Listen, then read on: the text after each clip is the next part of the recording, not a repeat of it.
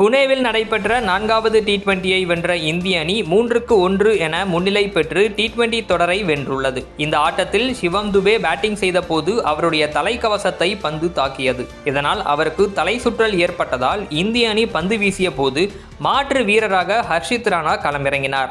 ICC விதிமுறைகளின்படி ஒரு வீரர் தலைக்கவசத்தில் தாக்கப்பட்டு தலை சுற்றல் உள்ளிட்ட பாதிப்புகள் ஏற்பட்டு ஆட்டத்தில் பங்கேற்க முடியாமல் போனால் அவருடைய திறமைகளை கொண்ட ஒரு வீரரையே தேர்வு செய்ய முடியும்.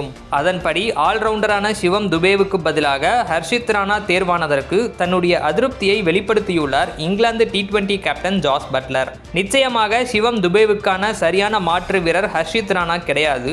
இதை நாங்கள் ஏற்றுக்கொள்ள மாட்டோம். அப்படி என்றால் சிவம் துபே கூடுதலாக மணிக்கு 25 மைல் வேகமாக பந்து வீச வேண்டும் அல்லது ஹர்ஷித் ராணா தன்னுடைய பேட்டிங்கை இன்னும் மெருகேற்ற வேண்டும். இது குறித்த தெளிவுக்காக ஆட்ட நடுவர் ஜகவல் ஸ்ரீநாத்திடம் நாங்கள் கேள்விகளை எழுப்புவோம் என்றார் பட்லர்.